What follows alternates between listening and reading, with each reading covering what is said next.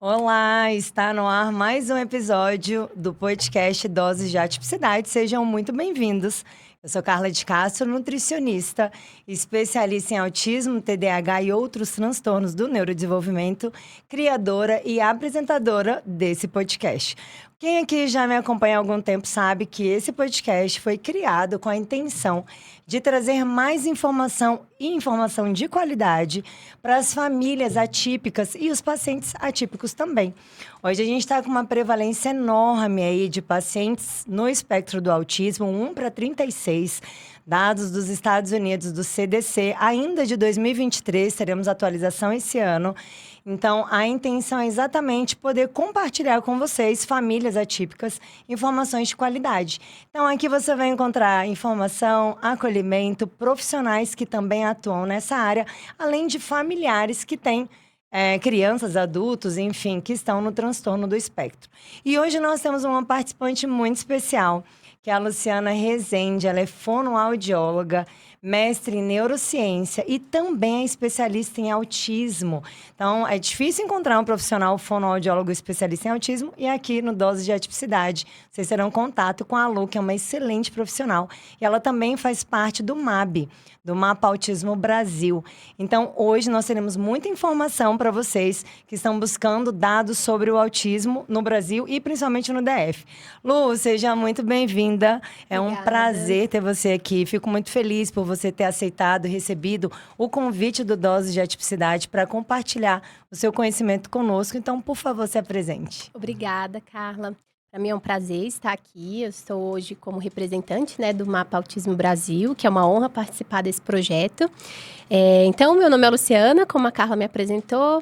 Eu sou fonoaudióloga, também sou mestre em Ciências da Saúde, com habilitação em Neurociências. Tenho vários cursos aí dentro da fonoaudiologia em relação a transtornos motores de fala, em relação a transtorno do espectro do autismo, em relação à síndrome de Down, enfim, diversos cursos nessa área de neurodesenvolvimento e transtornos do neurodesenvolvimento de forma geral. Perfeito, Lu. Eu fiquei muito feliz com a nossa conexão, justamente porque é difícil encontrar um fonoaudiólogo especialista em autismo. Dos alertas que eu faço para as famílias que acompanham o nosso podcast é exatamente isso. Procure profissionais especialistas. Eu acho que quem acompanha o Dose de Atipicidade já sabe disso. Então, eu sempre falo isso. Procure um profissional que seja especialista na área. A gente não deve procurar profissionais que se dizem especialistas e, de fato, não fazem essa entrega. Não sei como é que é lá na sua clínica, onde você atende, mas lá na Clínica Salva, que é a clínica que eu sou proprietária, enfim... eu tenho algumas questões nesse sentido. Então, às vezes, as mães chegam dizendo: Carla, fui num profissional nutricionista dizendo que era especialista, mas eu saí de lá com uma dieta pronta e ele disse: faz seu filho comer.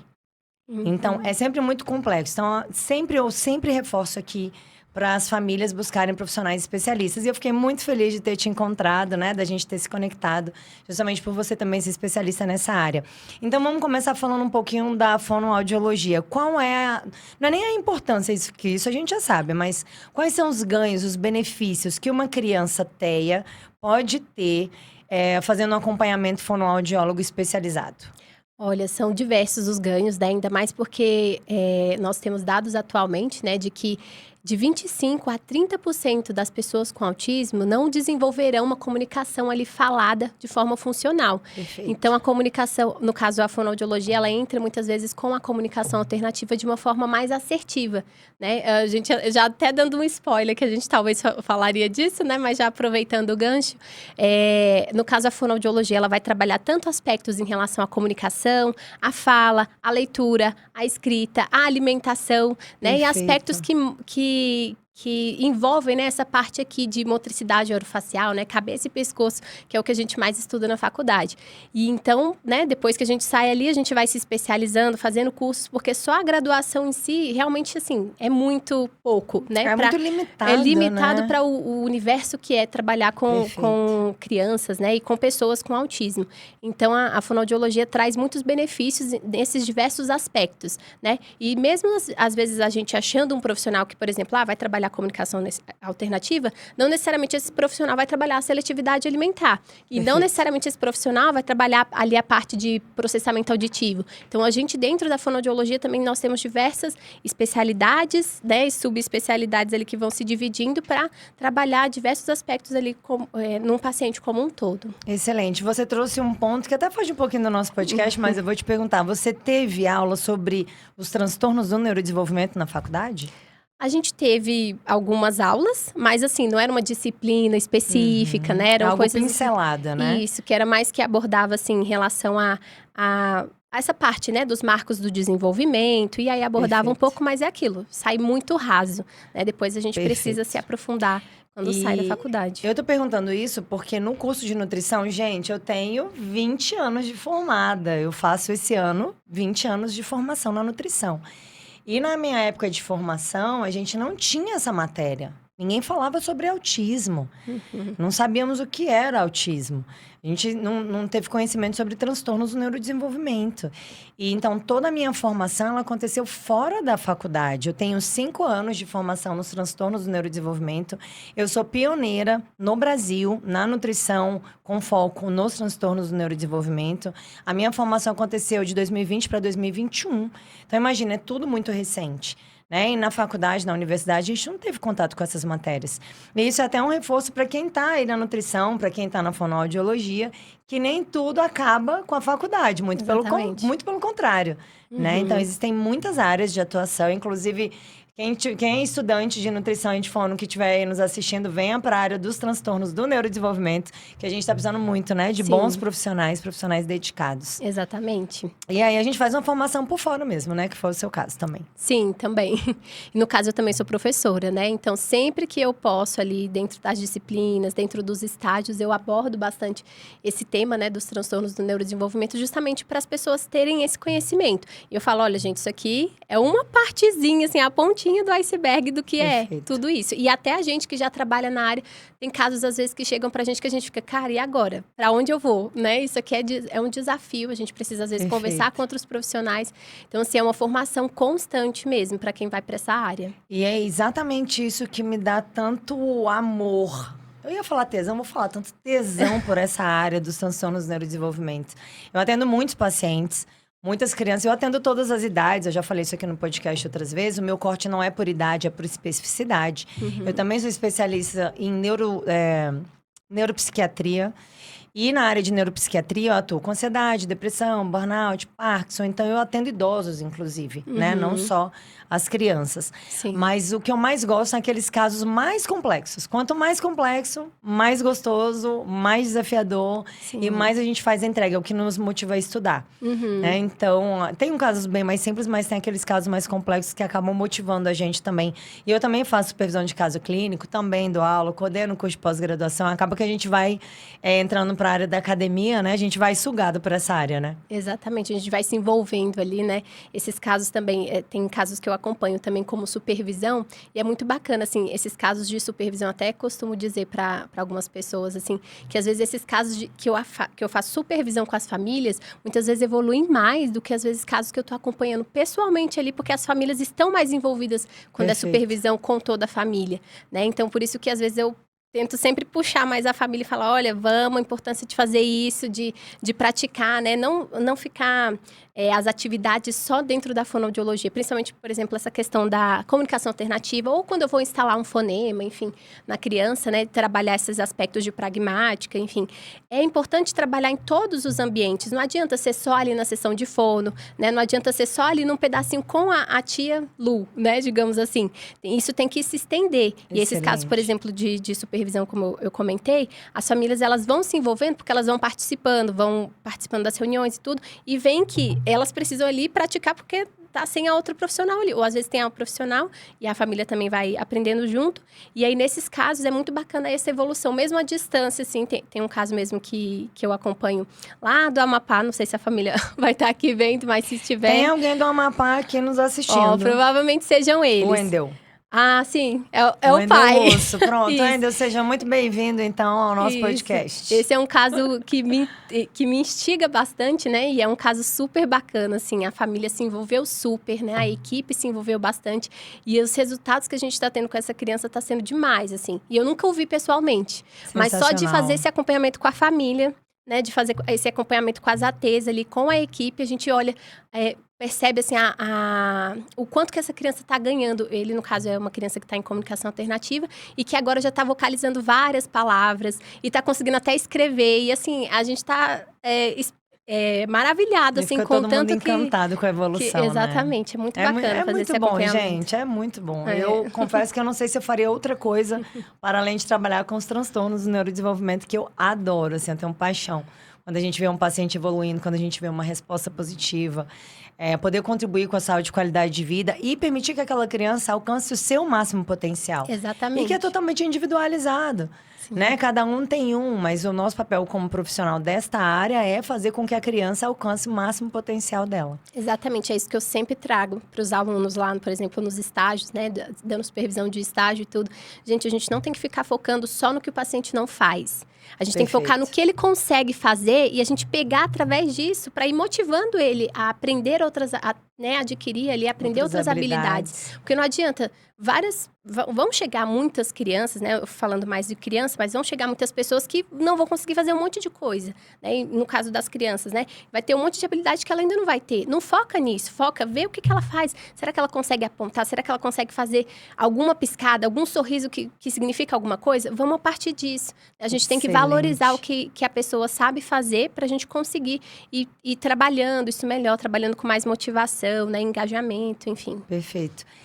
Você falou do online. Eu acho que um dos grandes benefícios que a pandemia deixou pra gente foi a questão do online, né? Uhum. Eu não sei como é que era na fonoaudiologia, mas na nutrição a gente não tinha autorização para fazer consultas online antes. Sim. E aí, ali, muito no início, o nosso conselho acabou atuando de uma maneira muito rápida. E a gente conseguiu essa liberação, essa autorização, que à época era temporária, depois eles estenderam, para que a gente pudesse promover esse atendimento online. E foi a melhor coisa que fizeram. Eu tenho pacientes no Brasil todo, inclusive fora do Brasil. Ótimo. Não, exatamente. Fonoaudiologia é igual.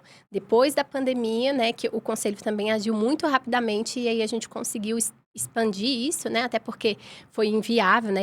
Era impossível fazer esse acompanhamento ali presencial durante aquele período. E aí, no caso, a partir disso, né? A gente conseguiu essa liberação e que hoje em dia a gente consegue realmente ultrapassar fronteiras, assim, né? E isso é excelente Como mesmo. Isso é bom. Excelente. Tá, eu vou puxar um pouquinho para a área da nutrição. Vamos fazer um bem bolado aí de como é que você trabalha com uma criança seletiva, de repente, que tem uma questão de fala também, que chega lá no consultório. Como é que você faz essa abordagem, os ganhos que essa criança pode ter? Olha, a questão da seletividade alimentar, como eu falei, a gente às vezes vai seguindo, né, caminhos e tudo. Seletividade alimentar é uma área que eu vejo que eu preciso aprofundar ainda mais, né? Eu já fiz alguns cursos na área, mas eu confesso que é uma área, assim, que pra mim ainda, às vezes eu fico, meu Deus, por onde eu ir? Mas a seletividade é um desafio para todos os profissionais que atuam com ela. Sim, não, porque exatamente. Como não tem crianças iguais, muito menos autistas iguais, a gente fala em autismos no plural. Exato. A seletividade também traz, né? Ela é multifatorial, enfim, cada criança tem uma característica. Sim, e o ideal é sempre, né, ver se aquela criança já tem um terapeuta ocupacional, se ela tem um nutricionista, principalmente a parte da terapia ocupacional. Eu gosto bastante, né, de quando já tem, que eu já puxo ali e falo, olha, me diga aí como que é o perfil sensorial dessa criança, o que essa criança tolera ou não, por onde eu posso ir, né? Pra gente também não sobrecarregar, né, a criança naquele estímulo ali. Porque às vezes a gente tá insistindo em uma coisa e às vezes era melhor a gente partir por um outro caminho, né? Então, assim, essa questão da seletividade, eu gosto muito de trabalhar com aproximações sucessivas, né? Verificar esses aspectos de motricidade da criança em relação a, olha, será que às vezes ela não tá seletiva? Porque tem alguma questão ali nos dentes, né, na boca, no aparelho ali fonológico dela, enfim. Então, a gente tem que verificar todos esses aspectos também para querer, assim, para chegar na causa, para chegar ali, né, no ponto em si. Perfeito. E para tratar também, né? Sim. Questões mastigatórias são extremamente importantes, né? Às vezes a criança tem uma hipotonia muscular, hipotonia de face, muito comum na trissomia do 21, né? Na síndrome de Down, que a gente mais Exatamente. observa. Sim. Mas eu já tive pacientes autistas também com hipotonia, inclusive hipotonia de face importante. Sim. E isso atrapalha todo o processo. E a fono trabalha isso muito bem, né? Exatamente. Acaba também, nesse caso de hipotonia, né? A criança pode acabar sendo uma buscadora oral muito grande, né? Colocar muitas coisas na boca, objetos Perfeito. e tudo. E que isso pode ser um risco ali para ela, né? Às vezes ela pode colocar um objeto contaminado, né? Alguma coisa ali que pode machucar. Enfim, então a gente vai trabalhando nessa questão também de, às vezes, promover ali, auxiliar com o mordedor, ou auxiliar a questão da mastigação, da propriocepção dela oral ali, para ela conseguir, de fato, assim, ter uma separação, assim, começar a ter essa sensação boa em outra extremidade também do corpo, não necessariamente no aqui oral. no oral, né? Não, e a importância também dela identificar o que é comida do que não é comida, né? Sim. Eu brinco que a criança tem 6 meses de treinamento. Entre os 6 meses de idade até 1 aninho, Sim. ela tá treinando sobre o que é comida e o que não é. Exato. E aí, um erro que muitos pais cometem, sem saber, obviamente, aqui não tem culpados, não tem ninguém errado, é querer que a criança já coma um pratão de comida ali com 6, 7 meses. Isso não existe, gente. Ela ainda tá em treinamento. Sim. Então, ali, naqueles primeiros meses de introdução alimentar, a gente vai explicar para ela o que é comida e o que é brinquedo. Sim. Então, tem todo esse processo. E quando a gente fala no transtorno do espectro do autismo, essa compreensão também pode ser tardia. Sim, né? Ainda tem essas exatamente. questões orais, de necessidade de estímulo oral. Isso. Tive um paciente, certa vez, que ele vivia com gelo na boca. Olha. Ele já era maiorzinho, 10 anos, ele já ia no congelador, já desinformava. Ele vivia chupando gelo.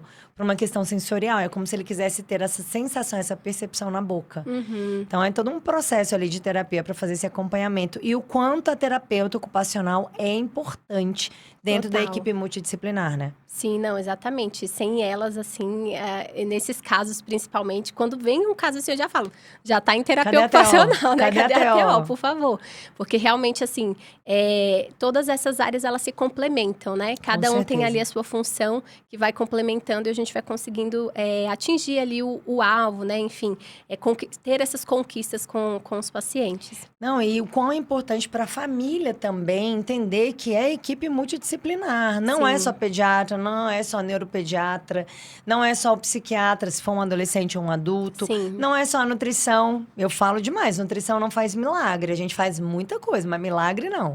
Não é só a fono, não é só a TO, é uma equipe multidisciplinar. Exatamente. E por horas, as crianças vão precisar de terapias diferentes também. Sim. Né? Eu brinco que a nutrição é para a vida toda, porque o comer é todos os dias. Mas o desenvolver de habilidades específicas depende da idade, depende do desempenho cognitivo, depende da rigidez comportamental. Sim. Então, essa criança tem que estar constantemente sendo avaliada. Por isso que o plano terapêutico também é tão importante. E a revisão desse plano também, né? Exatamente. E é aquilo, né? Cada área tem a sua soberania, né? Às vezes Perfeito. a gente chega encaminhamentos pra gente, o médico determinou 10 atendimentos de fono. E aí a gente olha, meu Deus, isso aqui é 10 atendimentos pra fazer uma avaliação, no caso, né? Imagina, Então, né? assim, é importante também as famílias terem essa consciência de que o profissional ali, ele tem essa autonomia para delegar a quantidade de sessões que vão ser necessárias. Perfeito. Né? E às vezes a gente vai começar um processo e, de fato, a gente não sabe quantas sessões a gente vai conseguir ali para dar alta, né? Tem alguns casos que são mais desafiadores, que às vezes vão levar anos, né? E como a Nutri, né, falou também, às vezes vai ser um acompanhamento para toda a vida, né? Mas no caso é importante ter essa consciência de que o fono tem a sua autonomia para decidir a intervenção, para decidir, né, os métodos que vão ser aplicados, né, as abordagens que vão ser feitas. Porque às vezes já chega um encaminhamento para a gente falando assim, 10 sessões de fono, fono tal coisa. Calma, peraí, né, que a gente também tem outros requisitos ali para a gente avaliar. O fono vai ter que fazer a própria avaliação para decidir, né, as abordagens. Então, assim, não só fono, TO, terapia ocupacional, né, no caso, pedagogia, enfim, todas essas áreas também tem a sua própria autonomia ali para fazer a intervenção, né? E é importante reconhecer isso. Não, e reforça mais ainda a importância da equipe multi. Porque, Sim. às vezes, você vai pensar em uma terapia para uma determinada criança, mas se você faz uma discussão com a equipe, aí você amplia um pouco o seu olhar. Você fala, olha, de repente eu faço um pouco diferente, porque a Theo vai fazer essa abordagem Sim. e junto vai fluir muito melhor. Então, tem que ter... Claro, o profissional tem que ter segurança, tem que saber o que está fazendo, ele tem que ser um especialista, porque senão ele não deve atender. Eu falo para as minhas alunas, na dúvida, não ultrapasse. Sim. Essa é uma frase que eu tenho muito nas aulas. Na dúvida, encaminha para quem sabe. Excelente. Estuda mais um pouquinho para você poder conduzir esse atendimento com segurança, que é o que o nosso paciente precisa. Perfeito. Mas muitas vezes a gente vai ampliar um pouco o nosso olhar e as nossas possibilidades no sentido de definir qual é a melhor estratégia. Exatamente. Eu atendo muito adulto com TDAH. Eu atendi um dia desses para trás uma mulher adulta, TDAH, diagnóstico tardio, associado com ansiedade e depressão. E veio do médico dela uma orientação para uma dieta cetogênica. Olha aí, né?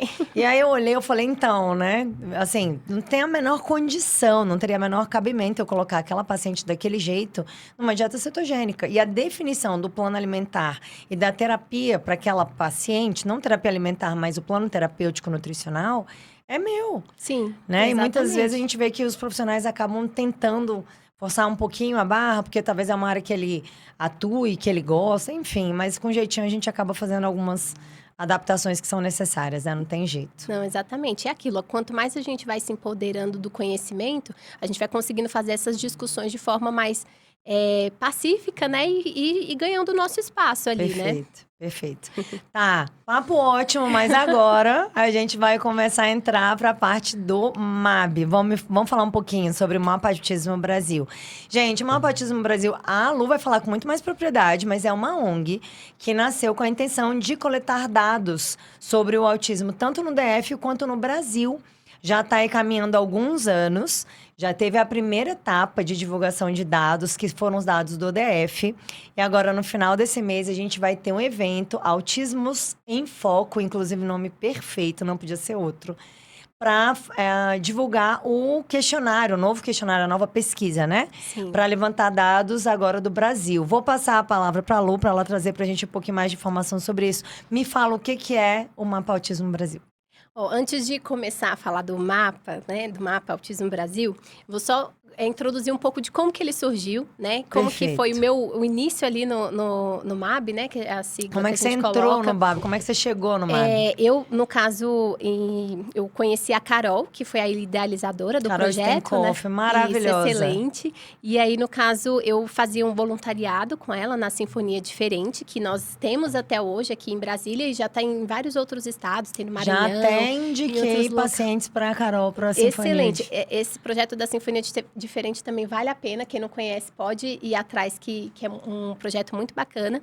E através dele, né, a Carol foi... Aliás, não através dele, mas através de outros envolvimentos ali que a Carol tem, né, em cursos de liderança e tudo mais.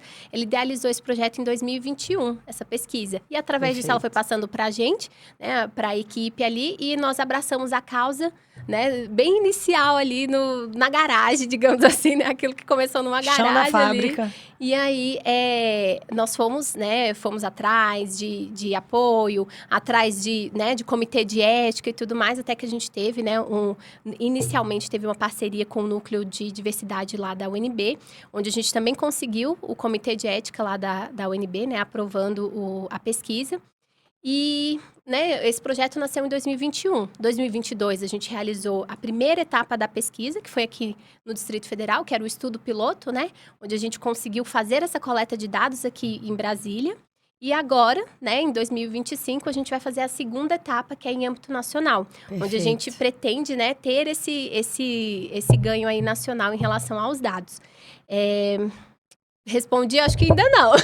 São muitas coisas. Me fui fala falando. o que é o MAB, para nossa Isso, audiência. Para quem está assistindo a gente, não sabe o que é o MAB, que é o Mapa Autismo Brasil. Isso. Mas fala um pouquinho qual que é a intenção dele, qual é o objetivo dele. Então, o MAB, né, ele é o primeiro levantamento não governamental, né, de dados sociodemográficos ali da população autista. Então, a gente busca traçar esse perfil, né, de como que vivem essas pessoas, né, qual é a incidência ali que tem em relação à população autista no Brasil, né? Em relação quanto que essas famílias gastam em terapias, quanto que a pessoa autista adulta gasta em terapia, Perfeito. né? Como que foi o processo diagnóstico, quem que suspeitou, quantos anos que teve, né? Que teve esse diagnóstico, enfim. Então, a gente busca traçar várias coisas, né? É uma pesquisa, assim, que está bem robusta em relação a isso. E agora, nessa segunda etapa, principalmente, vale ressaltar que, como a gente teve o estudo piloto aqui, a gente aprimorou muita coisa, né? Para deixar uma linguagem mais acessível ainda. Excelente. Porque como vai ser no âmbito nacional, a gente precisa chegar de ponta a ponta, né? Ser um questionário, assim, que seja mais... que seja fácil, né, a compreensão, que seja explicativo, que seja intuitivo. E né? fácil de responder também, Exatamente, né? que não leve, né, horas Se de for um resposta. questionário e começa... As pessoas estão sem tempo, sem saco, né? Exatamente. Não é mesmo? Então, Sim. mesmo para o que importa, e essa é uma pesquisa extremamente importante. Gente, eu vou falar aqui para a audiência.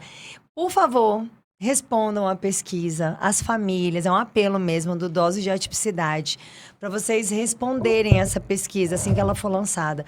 As informações de vocês são extremamente relevantes para o MAB, são extremamente relevantes para o governo de forma geral, para quem trabalha com esses pacientes, para quem vai fomentar ações nessa área. Então, não deixe de responder com muito cuidado e muito critério, porque isso vai nos ajudar muito. Eu coloco nos, porque eu também sou colaboradora do MAB, vai nos ajudar muito a desenhar aí ações mesmo para a população de forma geral.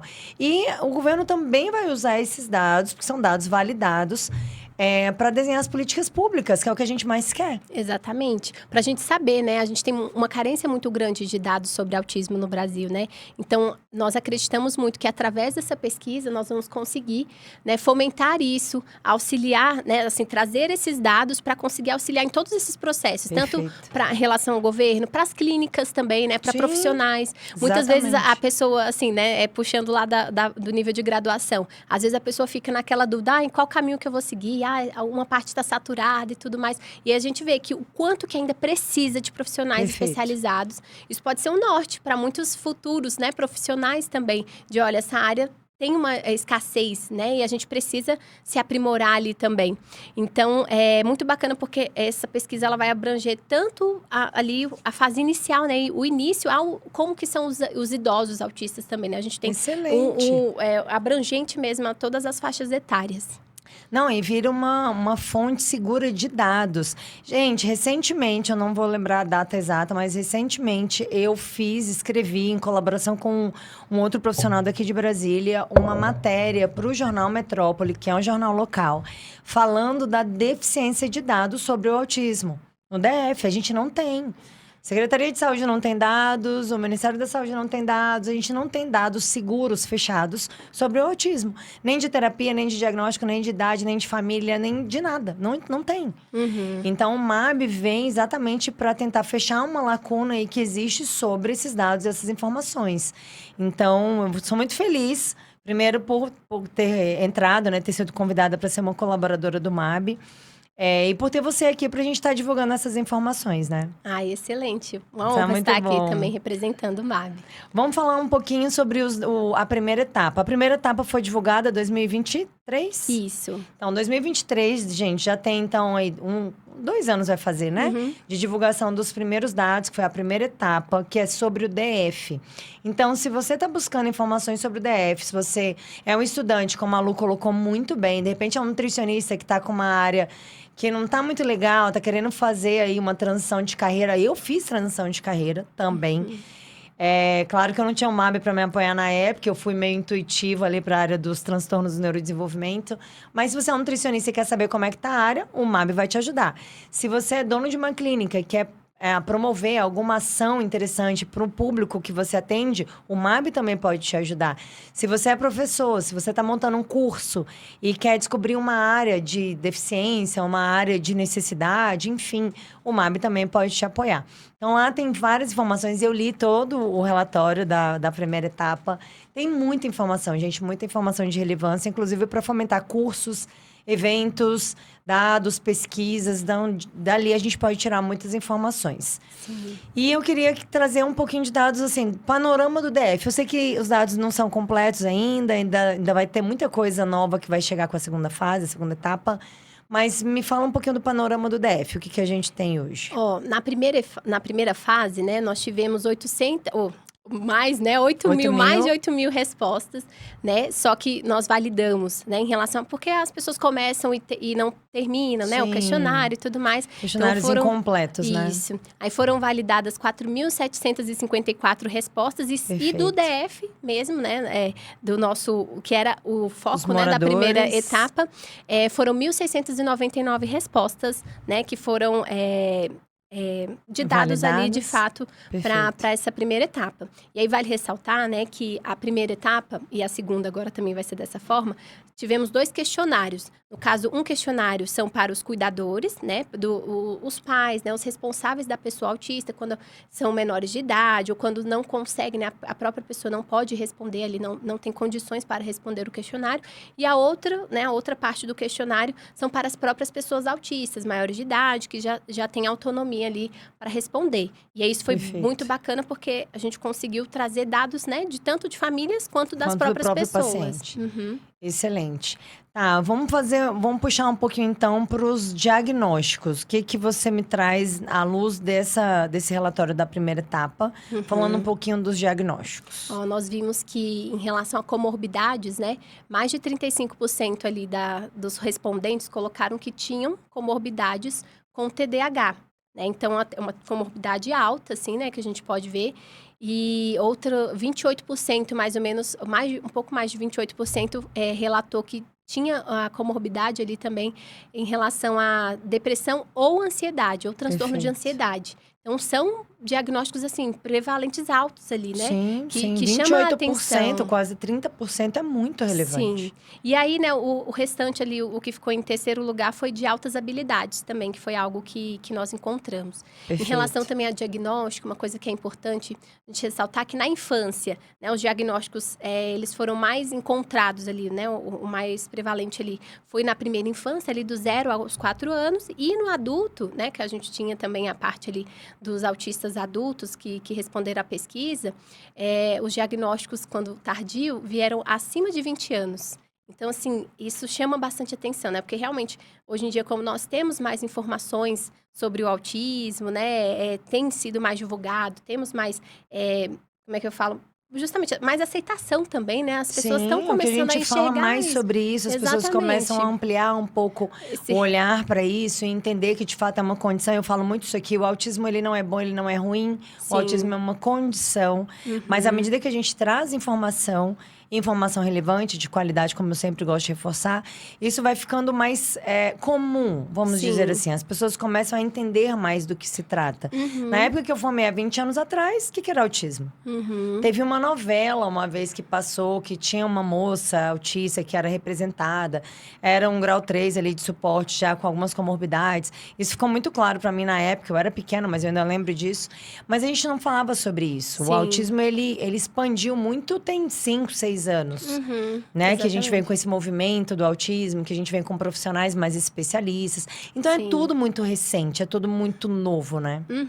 Não, exatamente. E a gente pode perceber ali também, né, que dessa mesma questão dos diagnósticos tardios, que as pessoas, por conhecerem mais agora, né, buscaram se entender, né, se descobrir, assim, se entender por que, né, tenho certas atitudes, tenho certas sintomas ali, né, possíveis sintomas, e é bem interessante. Então, no caso, na própria pesquisa, né, do MAB, nós temos também pessoas autistas que fazem parte da pesquisa, assim, como colaboradores. Inclusive, excelente. O meu marido participa, né, ele também é da parte de dados, ele também é autista. Então, olha, puxei só, ele temos para um neurodivergente em casa. Exatamente. Então, puxei, né, a família ali também para essa parte, né, para a gente conseguir, né, esses dados. E é muito bacana. Excelente. Que o MAB, ele traz muito esse panorama de que nada como... Ai, agora eu me esqueci da frase, mas como se fosse assim, que pra gente conseguir isso da melhor forma, a gente precisa ter pessoas também que sejam ali representando de fato como perfeito, então um representante, né, fiel, né, leal daquele quadro que a gente está buscando, pesquisando, tentando compreender. É nada sobre nós sem nós, uma coisa assim, a frase. O Ministério da Saúde tem uma recomendação que não fale dele sem ele. Isso. Né? Até na época que a gente começou a fazer os atendimentos online. Imagina, online com uma criança autista, gente, é impossível. Meu público é a mãe, quando eu faço atendimento online, né? Sim. Com uma criança. Mas o Ministério da Saúde tem essa recomendação, não fale dele sem ele, né? Que sem a presença da criança. Hoje, a gente viu que é possível fazer ainda sem a presença da criança, enfim. Senão, a gente também invalida, né? Uma abordagem que vai ser muito benéfica para aquela criança. Sim, mas concordo. Então, ter a presença de pessoas autistas dentro, né, do grupo de colaboradores do MAB é super importante. Né? Ninguém é melhor do que quem, de fato, está ali vivenciando aquilo todos os dias para trazer para a gente informações mais verdadeiras, reais, e que de fato sentem e percebem como agir em determinadas situações, né? Muito legal. Sim, exatamente. Falando um pouquinho das comorbidades, na minha prática clínica, o que eu vejo? Dentro do TDAH, a comorbidade mais comum, ansiedade. Então, eu vejo um paciente com TDAH, eu já vejo uma ansiedade anexada. Eu nunca atendi nenhum paciente TDAH que não tivesse um quadro de ansiedade. Muitos não com o CID, de TAG, né? Transtorno de ansiedade generalizada. Mas todos eles relatam um grau de ansiedade muito maior do que aquele esperado por um paciente típico. Sim. Dentro do autismo, eu percebo um pouco mais de depressão ou de um comportamento depressivo. Sim. Isso já vem das características dessa questão de socialização que é mais difícil, muitas questões de comunicação que também muitas vezes estão prejudicadas, por isso a gente usa comunicação alternativa. Graças a Deus temos profissionais como você, especialistas nessa área. Então, eu tenho um olhar que, né, vai de encontro com o que vocês estão trazendo aí. Mas na clínica é um pouquinho diferente. E também muitos pacientes autistas com altas habilidades. Crianças, principalmente. O TDAH, normalmente, a gente só fecha o diagnóstico depois do segundo setênio, né? A gente fala de 6 para 7 anos, que a gente tem, de fato, uma condição de fechar um diagnóstico com mais segurança. Justamente porque é esperado que a criança de 6, 7 anos seja hiperativa. É esperado que isso aconteça. Né? É esperado que ela apresente esse comportamento mais inquieto, mais curioso. Essa interação com o ambiente, ela tem que acontecer, né? Tem que ser explorador. Isso faz parte do aprendizado da criança, o desempenho, o desenvolvimento da criança de forma geral. Sim. Passou do segundo setênio, então a criança dá aquela acalmadinha, né? Então ela vai se agitar menos, ela vai correr menos, ela já tá ali naquela transição para uma criança um pouco mais tranquila. Se ela permanece com aquela agitação, então, opa, pode ser que eu tenha um quadro de TDAH aqui. E as altas habilidades vêm principalmente na época ali da escola, né? Começa as provinhas, onde a criança começa a ser um pouco mais exigida.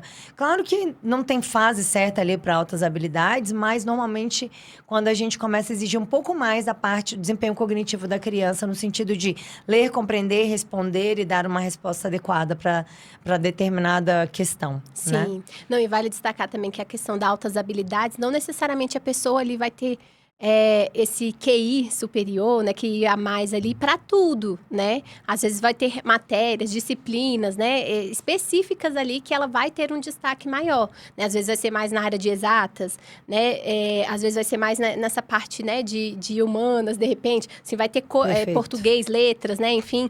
Então, assim, não necessariamente que a pessoa tem altas habilidades, que ela vai ser expert em tudo, né? Tem uns hiperfocos ali também, que a pessoa vai se destacando mais. Não, e essa é uma questão muito delicada, gente. Inclusive, se você está aqui assistindo a gente, se você está aqui na audiência, cuidado com essa questão de ficar testando um paciente com altas habilidades.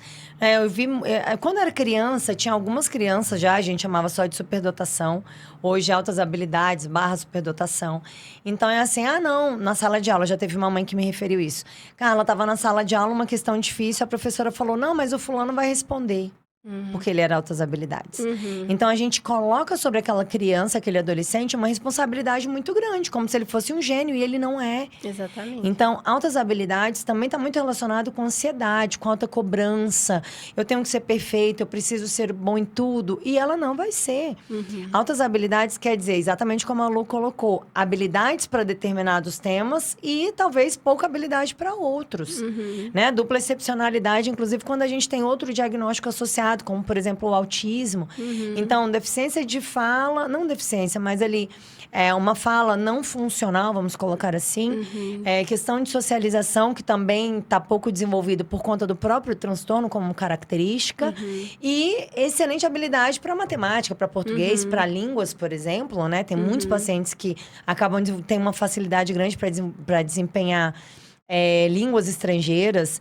Então, não dá para querer que um paciente com altas habilidades seja bom em tudo, isso não existe. Então, é uma falácia, né? E a gente acaba colocando naquele paciente uma cobrança muito grande, inclusive no ambiente escolar. Sim, exatamente. Então, tem que ter tudo equilíbrio aí, né? Perfeito. Vamos puxar um pouquinho para o diagnóstico nas mulheres? O que você me diz? Olha, essa parte também a gente vê lá na pesquisa, né, que tem uma incidência grande para o diagnóstico um pouco mais tardio em relação aos meninos, né? Não só nas mulheres em si, mas o diagnóstico no sexo feminino, né? Em si, a gente percebe, né, que os dados lá apontaram que tinha mais, que as meninas tinham um diagnóstico um pouco mais tarde ali do que os meninos de fato. E a gente nota justamente por conta dessa questão da maior facilidade, às vezes, para mascarar, para os comportamentos sociais. Às vezes, até a menina quietinha ali é até melhor, né, para a família e tudo. Então, a menina é mais tímida. Ou, às vezes, não. Às vezes, pode ser uma menina que fala bastante, mas que tem aquelas dificuldades ali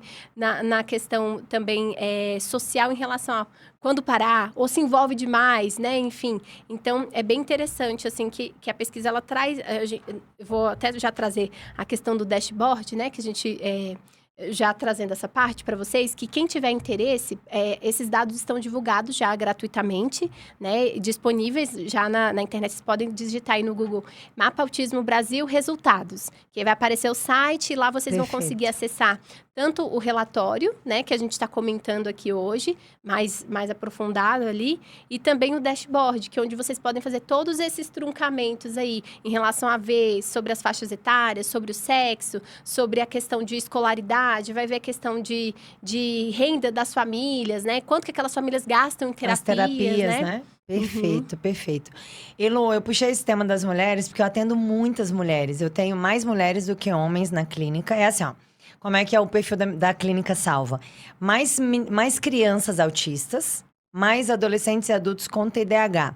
E adultos, principalmente idosos, com ansiedade, depressão, e mais idosos com Alzheimer, enfim. Então, eu consigo observar muito bem um público bem nichado, assim, dependendo de cada transtorno que a gente vai tratar.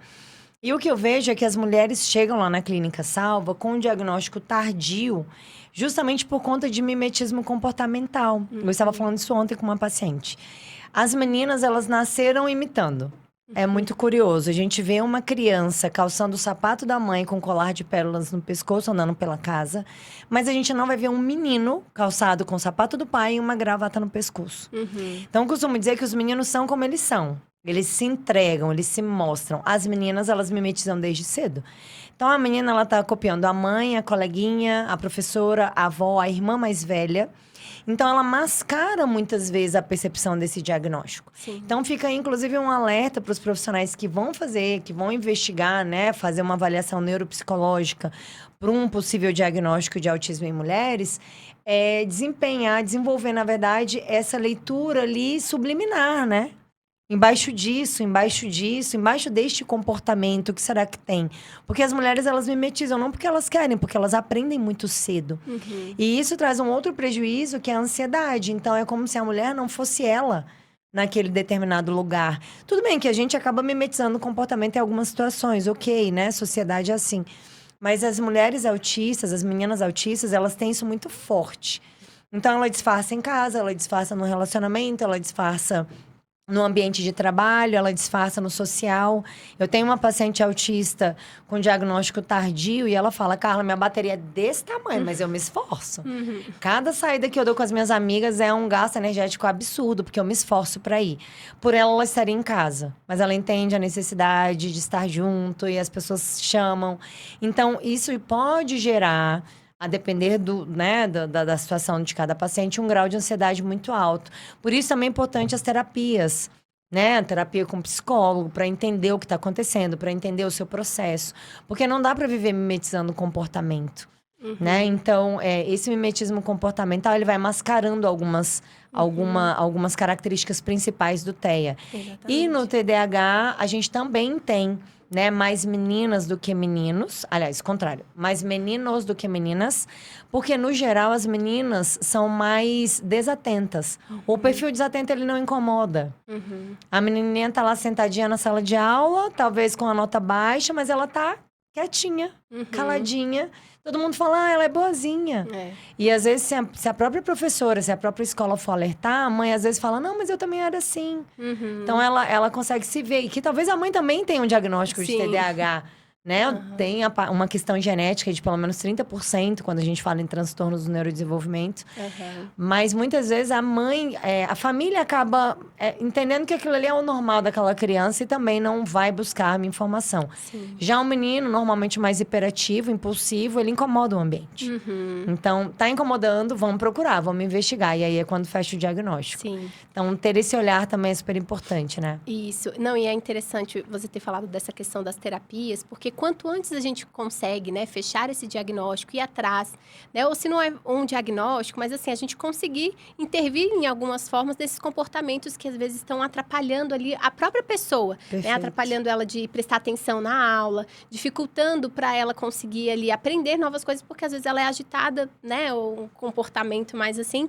Mas enfim, é interessante porque no MAB a gente conseguiu também, né, ter esses dados em relação à quantidade ali de terapias, né, as terapias que são mais feitas ali pelas pessoas autistas, né? Então, a gente nota que realmente a psicoterapia é a primeira que está em primeiro lugar ali, né? Das terapias feitas, 83% das terapias ali das pessoas fazem terapia de psicoterapia. Isso tanto nas crianças quanto nos adultos, a gente, né, trazendo o dado de forma geral. Seguido ali de fonoterapia, né? Da terapia com o fonoaudiólogo ali, que traz os dados de 60,3%, né? Para terapia de fono. Depois, terapia ocupacional, ali, 57%. Depois, pedagogia, 36% também, né? Por conta, às vezes, de dificuldades escolares ali. Ou, às vezes, por mais que, às vezes, a gente fala do autodidata, né? E tudo mais. Mas, às vezes, essa questão da pedagogia, ela vai entrar em muitos outros aspectos ali também.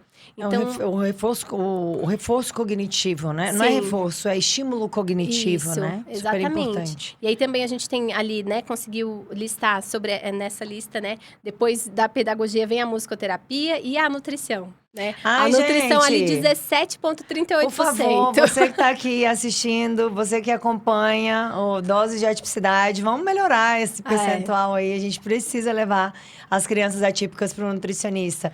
A gente tem uma máxima dentro da nutrição, que é todo autista precisa de um nutricionista. Mas não é todo autista, todo humano precisa de um nutricionista. Gente, todo mundo precisa de nutrição. Dentro dos transtornos do neurodesenvolvimento, a gente tem, no mínimo, 4 vezes mais chances de alterações gastrointestinais. Isso é seríssimo então, mesmo. Se essa é uma novidade para você, acompanha lá, @nutri.carla, @dose de atipicidade no Instagram, que eu trago muita informação sobre isso. 4 vezes mais chances de alterações gastrointestinais. Não, e esse dado é super válido, porque eu já tive pacientes, né, que depois que buscaram esse tratamento ali gastrointestinal com nutricionista e com gastro, depois que conseguiram ali acertar a questão da alimentação e medicação, melhorou tanto, assim, era outra criança em relação a aspectos de irritação, de comportamentos auto e heterolesivos. Perfeito. Era uma criança super irritadiça, que sempre, assim, muitas vezes não estava ali, começava a terapia, já começava a se contorcer, mas não era só porque não queria estar ali, estava agoniada de estar ali, era porque tinha dor, né? Tinha acabado de comer uma uva e a uva causou aquilo ali, depois tirando. Não, e o comportamento agressivo, que muita gente fala, o autista é agressivo. Não Muitas vezes tá isso é capacitismo. Eu falo isso, acho que não tem um podcast aqui nesse Dose de Atipicidade que eu não falo isso. Comportamento agressivo não é do autismo, isso é dor. E normalmente dor gastrointestinal, dor vindo de um processo metabólico inadequado. O trato gastrointestinal dos pacientes neuroatípicos é fragilizado. Inclusive, gente, gravei uma aula lá para a plataforma do MAB falando exatamente sobre isso. Se você tem interesse, se esse é um tema de dúvida para você, pode passar lá e assistir. que é uma aula curtinha que fala muito sobre isso, exatamente sobre a abordagem nutricional. E o Ótimo. quão isso é importante. Eu espero que esse podcast também ajude a divulgar Sim. a importância da nutrição no autismo. Inclusive, fica, né, aqui o convite para vocês também em relação à Rede MAB, né, que é onde a Carla gravou a aula, eu também gravei a aula lá, entre outros colaboradores ali do projeto, nós gravamos aulas ali para a população de forma geral, né, vocês podem fazer o cadastro, ele é gratuito, né, seja um colaborador ali em relação a isso, né, de consumir esse conteúdo, de ser pessoas que saibam, né, sobre como conduzir ali os tratamentos e também como auxiliar a pessoa com autismo, né? Então, vocês podem também estar fazendo o cadastro na Rede MAB. Podem entrar lá no site que tá essas informações certinho. redemab.com.br, é isso? Ih, agora eu tenho o site do Mapa Autismo Brasil e também tem o Instagram do Mapa Autismo Brasil que vocês podem entrar, que tá essas informações lá também. Eu vou divulgar para vocês certinho, que agora a gente não tem essa informação, mas eu divulgo direitinho, tanto no YouTube como no Instagram, tá? Mas é Rede MAB Brasil. Tem várias aulas, gente, tem muito conteúdo, vários colaboradores. Eu sou uma, a Lu é uma. Tem aula ali de várias especialidades que vale muito a pena consumir e divulgar. Então, se você conhece uma mãe, se você conhece uma família que pode se beneficiar e tem interesse por esse tema, divulga, ajuda o Mapa Autismo Brasil a expandir, porque todo mundo ganha com esse processo. A gente tem algumas mensagens aqui, eu vou ler para você. Ó, a Thaline colocou, uma criança autista não verbal já com 5 anos pode vir a desenvolver a fala com acompanhamento certo? Com toda certeza. Absoluta certeza.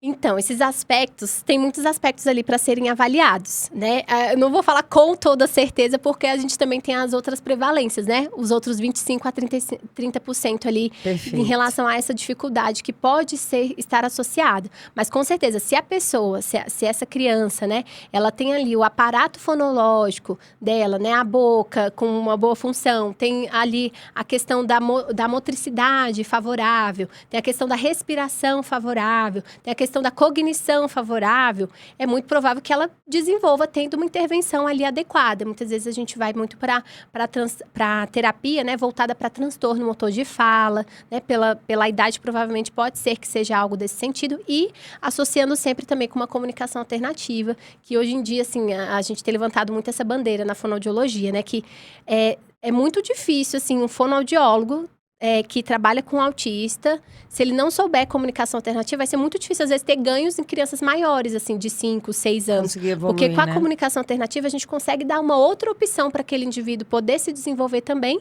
E se ele tem esses aspectos todos que eu relatei aqui anteriormente, favoráveis, grandes são as chances dele vir a desenvolver a fala. Então, a comunicação alternativa, ela entra como uma ponte para esse desenvolvimento da fala, sim. Perfeito. Mas aí tem que fazer toda uma avaliação específica e tudo mais, esse acompanhamento. Fala, é a comunicação não verbal funcional, né? Aquela que funciona de fato e a criança consegue se comunicar, mas que é uma ponte para uma fala adequada verbal.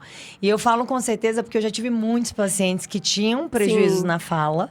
E com a intervenção nutricional, melhora dos processos de queixas gastrointestinais, desinflamação associada às terapias, a criança teve grandes ganhos na fala. Isso sem dúvidas mesmo. Se a gente consegue achar todos os aspectos ali que estão influenciando, porque às vezes vai ser isso também, às vezes a questão da dose ali da medicação, que às vezes ainda não acertou, né, não tá ali, tá dando essa oscilação. Então, quando a gente consegue dar essa equilibrada, provavelmente a gente vai conseguir sim, né, ter esses ganhos mais visíveis. Perfeito. Thaline colocou, o trabalho de vocês é incrível. A Alessandra mandou excelente informação. Um monte de gente mandou mensagens aqui. Muito interessante a abordagem desse assunto. Luciana Rezende, excelente profissional. E a Fernanda colocou, muito bacana essas pesquisas. Precisa ter isso para todos os estados, cidades. Esse olhar para as famílias. Fernanda, com certeza, a ideia do MAB é exatamente essa. Hoje a gente tem dados mais concisos do DF, que ainda são incompletos, né? Ainda está em fase aí de busca, de levantamento de dados, mas nós teremos isso do Brasil inteiro e vai ser um ganho para todo mundo. Então, por favor, vou pedir para vocês compartilharem essa informação, responderem à pesquisa que vai ser lançada. Dia 28 e 29 vai ter o congresso, ainda tem inscrições abertas, está quase acabando. Sim. Então, quem tiver interesse, se inscreva, entra no site do MAB, lá vocês vão encontrar o link para fazer a inscrição de vocês. Participem do evento, quem estiver aqui em Brasília e no entorno. Sim. E divulguem os dados para as pessoas que podem se beneficiar, que vocês ajudam muito, muito o MAB. E me ajuda a Lu e ajuda todo mundo. Exatamente. O congresso ele vai ser para a gente lançar, né, esse questionário, essa segunda etapa. Então, mesmo que você não venha para o congresso, mas vocês podem estar aí nas redes sociais para acompanhar quando tiver esse lançamento, porque a gente realmente quer chegar de ponta a ponta. Esse é o objetivo, a gente chegar em todas as regiões do Brasil, né? Quanto mais, melhor, porque a gente vai conseguir trazer mais dados, né? Então, se você é um pai, né, uma mãe que está aqui acompanhando a live de hoje, já manda, quando tiver os questionários, né? Mande para outros pais, né? Mande para outros profissionais, para outras pessoas que possam divulgar também, porque quanto mais a gente conseguir, melhor vão ser esses dados, né? Ajude a gente a divulgar, porque a comunidade autista ganha muito. O trabalho do MAB é um trabalho incrível. Um beijo enorme para Carol, inclusive, que está encabeçando aí esse projeto. E todo mundo vai ganhar e teremos aí o lançamento no final do mês. Vai ser muito bom, eu vou estar lá, com certeza. A Lu vai estar lá também. Então, se vocês forem, quem estiver lá pode procurar a gente para dar um oi. Vai ser um prazer falar com vocês. E responda a pesquisa e divulguem a pesquisa também.